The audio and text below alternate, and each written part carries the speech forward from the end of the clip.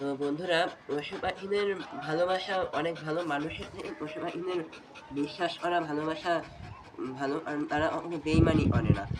কারণ আমারও দুটো পোষ্য আছে, আমি তাদের খুবই ভালোবাসি। আর মানুষ এইভাবে যে বেইমানি করবে আমার সাথে। তো বন্ধুরা, আমি সেদিনের ঘটনাটা এখনো ভুলতে পারছি না আমার কলেজের। কারণ পশু পাখিদের ভালোবাসা অনেক ভালো মানুষের থেকে। কারণ তারা অন্তত কখনো বেইমানি করে না বা কখনো মানুষকে ঠকায় না। আর সেদিন আমার বন্ধুদের আমি এতই বিশ্বাস করতাম, এতই ভরসা করতাম, ভালোবাসতাম। আমি ভাবতাম যে না, তারা আমার বন্ধু না, তারা আমার ভাইয়ের মতো, আমার ভাই। আমার মা খুব বলতো, অনেক বলতো যে আমার বিপদে কিন্তু কোনো বন্ধুই আমার পাশে এসে দাঁড়াবে না। কিন্তু আমি তাদের বিপদে ঠিক ছুটে গেছি বা তাদের পাশে গিয়ে দাঁড়িয়েছি কোনো না কোনো সময় তাদের বিপদে। আর তারা আমার সাথে এইভাবে সেদিন আমার কলেজের সমস্যাটা শুনেও আমার দুজন বন্ধুই আমার সাথে এইভাবে বেইমানি করলো। সেই জন্যই আমি মনে করি যে পশু পাখিদের ভালোবাসাই ভালো। হ্যাঁ, এই ডগ, পশু পাখি, আমার পাখিও আছে অনেক। আমি আপনার সাথে সেটাও শেয়ার করেছি আগেও। আমি এইসব নিয়ে ওই জন্য থাকতে ভালোবাসি। মানুষকে ভালোবেসে বা মানুষকে বিশ্বাস করে এখন এই পৃথিবীতে, এই দুনিয়ায় আর কোনো লাভ হয় না, লাভ নেই। কারণ তারা এইভাবে ঠকিয়ে চলে যায় মানুষকে। যে তাই আমি এদের নিয়ে থাকতেই বেশি পছন্দ করি এখন। কারণ মানুষ এভাবে ঠকিয়েই চলে যায় মানুষকে। তাই আমি আমার মায়ের কথাই এখন থেকে শুনবো, তাই আমি ভেবে নিয়েছি একদম।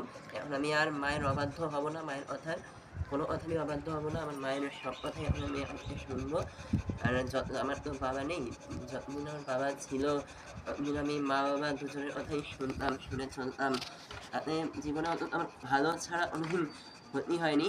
ঠিক আছে, কিন্তু বন্ধুদের সাথে মিশে এরকম বন্ধু আর কি জীবনে থাকার থেকে না থাকা ভালো। আগে বিশ্বাস করবো জীবনে, আমি যা এই বিশ্বাস করি। আমার স্কুল লাইফেও আমার বন্ধু ছিল এরকম দু তিনজন, তারাও এভাবে আমাকে ঠকিয়ে দিয়ে আমার সর্বনাশ করে একদম এই মাটির সাথে ধূলিসাৎ করে দিয়ে মান সম্মান সব কিছু। সেই ঘটনা বিশাল এক ঘটনা, মানে এখনো ভাবলে ভয় করে মনের মধ্যে। ভয়ঙ্কর একটা ঘটনা স্কুলে যখন আমি পড়তাম, তখন আমার বন্ধুরাই আমার সাথে এইভাবে একটা ঘটনা ঘটিয়ে দিয়েছিল। যার জন্য বলতে নেই, আমার গলায় সোনার চেনও ছিল, টাকা পয়সাও ছিল আমার কাছে, কিন্তু বন্ধুরাই লোক দিয়ে এইভাবে শয়তানি করে আর কি। বলতে আমার আজকে কোনো লজ্জা নেই, কোনো দ্বিধা নেই, তাদের সাথে আমি আর কোনো সম্পর্ক রাখিনি তারপর থেকে। লোক দিয়ে আমাকে এইভাবে প্রায় খুন করার চেষ্টাও করা হয়েছিল। এইভাবে আমাকে ছিনতাই করে নিয়েছিল আমার টাকা পয়সা, এটিএম কার্ড, সমস্ত কিছু আমার কাছ থেকে। আমার গলার চেন, সমস্ত কিছু ছিনতাই করা হয়েছিল। তারপর আমি অবশ্যই আমার মাকে আমি সব কিছু শেয়ার করি। সেজন্য তখনও আমি বাড়িতে এসে, যেদিন আমার সাথে ঘটনাটা হয়, আমি স্কুলে তখন পড়তাম, সেদিন এই ঘটনা আমি আমার মাকে এসে বাড়িতে এসে শেয়ার করি যে মা, আমার সাথে এরকম এরকম হয়েছে। প্রথমে আমি বলতে আমার মাকে ভয় পাচ্ছিলাম যে ওর মা জানি যে আমাকে মারবে বা বকবে।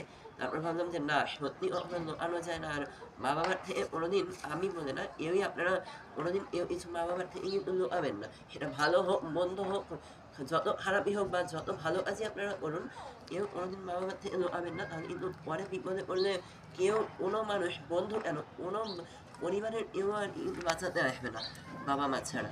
কিন্তু সেজন্য বাবা মা, যাদের বাবা মা আছে তারা খুবই ভাগ্যবান। আমার তো বাবা নেই, সেটা অন্য কথা, সেটা খুবই দুঃখের কথা। তো যাই হোক, আমার তখনও আমার বাবা ছিল না যখন আমার সাথে ঘটনাটা হয় স্কুলে। আমি মাকে এসে সব পরে শেয়ার করেছিলাম। আমার মা আমাকে দেখে বুঝতে পেরেছিল, বলছিল যে কী হয়েছে তোর সাথে, মানে আমার সাথে কী হয়েছে সেটাই আমার মা বলতে বলছিল আমাকে। আমার মা খেয়াল করেছিল যে আমার গলায় কোনো চেন নেই, হাতে কোনো এটিএম কার্ড টার্ড কোনো কিছুই নেই, মানি ব্যাগটুকুও আমার নেই আমার কাছে। তখন আমি মাকে বলছিলাম যে হ্যাঁ, আমার বন্ধুরা এভাবে রাত্রিবেলা, রাতের অন্ধকারে, আমার এখনও মনে আছে রাতের অন্ধকারে এই ঘটনাটা আমাকে প্রায় রেল লাইনে, রেল স্টেশনে ডেকে নিয়ে গিয়ে এইভাবে ছিনতাই করিয়ে আমাকে প্রায় মারধর খাওয়ানোর মতো অবস্থা করে মারধর খাইয়েছিল।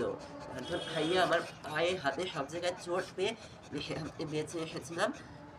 তারপর থেকে আমি ওইসব ঘটনা আমার মনে পড়ে। আমি তারপর থেকে আর কোনোদিন ওই বন্ধুদের সাথে কোনোদিন আর সম্পর্ক রাখিনি, কোনোদিন তাদের সাথে যোগাযোগও রাখিনি। তারপর আমি কলেজে উঠে ভাবলাম যে, মায়ের কথা শুনেছিলাম যে প্রথম প্রথম আমার কলেজে উঠে কোনো বন্ধু ছিল না। আমি মাও বলতো যে কলেজে যাচ্ছ যাও, কোনো বন্ধু যেন তোমার না থাকে। আর কোনো কলেজে গিয়ে কোনো বন্ধু কিন্তু কোনোদিন পাশে দাঁড়াবে না তোমার এসে, বা কোনো বন্ধু অত মানে অত বন্ধু কারোর সাথে পাতানো চলবে না, বন্ধু বানানো চলবে না যেটা বলে আরকি। আর আমি প্রথম বন্ধু বানাইও নি। তারপর যারা আমার সাথে বন্ধুত্ব করলো, বন্ধুত্বের ভানটা করলো বা ভাবটা করলো, করে তারাও যে এইভাবে আমাকে ঠকিয়ে দিয়ে চলে গেল, এভাবে একটা মানে ঘটনা ঘটিয়ে দিল আমার সাথে, একটা বেইমানি করলো, সেটাই আমি এখনো মানতে পারছি না। সেদিন আমার কলেজের ঘটনাটা ওরকমভাবে তাদের দুজনকেই বললাম, আমার দুজনই বন্ধু কলেজে। আমি আর কোনো না আমার মেয়ে বন্ধু আছে, না আর কোনো আমার কেউ বন্ধু আছে ছেলে বা মেয়ে। আমার দুজনই বন্ধু ছিল। তারাও আমার সাথে কলেজে এরকম ঘটনাটা শুনে একজন বলল যে বাড়িতে জানিয়ে বলছি, আর কিচ্ছু কিন্তু সে আমাকে বলেনি। কিচ্ছু বলেনি যে সে আমার সাথে আর সেই সমস্যাটা নিয়ে কোনো কথাই বলেনি। আমার সমস্যা আমি নিজেই তারপর মিটিয়েছি। আমার মা আমার সাথে ছিল বলে আমি পেরেছি। আমার মা আমার সাথে না থাকলে ঘটনাটা আমি কোনোভাবে মেটাতেও পারতাম না সমস্যাটা কলেজে। তারপর আমি সমস্যা আমি মিটিয়ে নিয়েছি।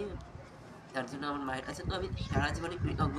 আর আমি আমার মায়ের কথাই শুনে চলবো। আমার আরেকজন বন্ধুও যে ছিল, সেও বলল যে আমি যেতে পারবো না, তার নাকি কলেজ আছে।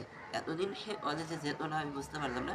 এখন নাকি তার কলেজ চলে আসলো, সে কলেজে যাবে, এখন সে এইসব অজুহাত দিল। তাই আমি আপনাদের সবাইকেই বলি, একদম অনুরোধ করি যে বাবা-মা আপনাদের বাড়িতে যারাই আছে, যে যাদের বাবা-মা আছে তারা বাবা-মায়ের কথা অবশ্যই শুনবেন। কারণ বাবা-মার কথা না শুনে আমি তো জীবনে তো ভুল করেছি। আমার প্রায় লাইফই নষ্ট হতে যাচ্ছিল। হ্যাঁ, আর বললাম সব ঘটনাই আপনাদের। আমি ওইসব ঘটনা আর বলতেও চাই না, মনে রাখতেও চাই না।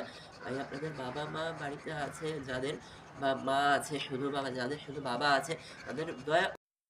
তো যাই হোক বন্ধুরা, আমি তো সবসময় আমার বাবা মায়ের কথা শুনেই চলি, বাবা মায়ের কথা শুনি। এখন আমার বাবা নেই, আমার মাই আমার বাবা মা সমস্ত কিছু, সব কিছু সেই। তো আমি এখনও আমার মায়ের কথা শুনি, কিন্তু কিছু কিছু সময় আমি বন্ধুদের সাথে মিশে, বন্ধুদের সাথে সঙ্গ দোষ যেটাকে বলে, সঙ্গ দোষে পড়ে আমি বন্ধুদের কথাও শুনেছি, শুনে আজকে আমি তার ফল ভোগ করেছি। আমি তার জন্য অন্যায় করেছি বন্ধুদের সাথে মিশে অনেক, কিন্তু আমি কখনো লুকাইনি। আমার মা ঠিক বুঝতে পারতো। আমার মা আমাকে বলেছে সবসময় যে কোনো কিছু আমার থেকে লুকাবে না, যা কিছুই তুমি অন্যায় করো, ভালো কাজ করো, খারাপ কাজ করো, সমস্ত কিছুই বাড়িতে এসে আমাকে বলবে। কারণ তাহলে কিন্তু সমস্যাটা সমাধান করা যাবে, নাহলে কিন্তু ওরকমই সমস্যাটা থেকে যাবে, তাতে আমারই জীবনে বিপদ বাড়বে। সেজন্য আমি বাবা মাকে সমস্ত কিছু শেয়ার করি। আর এখন আমি আর বন্ধুদের সাথে কোনো মিশিও না, কথাও বলি না তাদের সাথে। আর আপনারাও, আমি তাই বলতে, আপনারাও বাড়িতে আপনাদের বাবা মা আছে অবশ্যই। আর বাবা মায়ের কথা আপনারাও অবশ্যই শুনে চলবেন, শুনবেন, মেনে চলবেন। বাবা মায়ের কথা, বাবা মা কখনো ক্ষতি চায় না আপনাদের। বাবা মা আপনার ভালোর জন্যই অবশ্যই কথাগুলো যা বলে, ভালোর জন্যই বলে সবার। আপনারা সবাই বাবা মায়ের কথা শুনবেন, শুনে চলবেন। অনেক ধন্যবাদ সবাইকে, সবাই ভালো থাকবেন, বাবা মাকে দেখে রাখবেন, ভালো রাখবেন বাবা মা।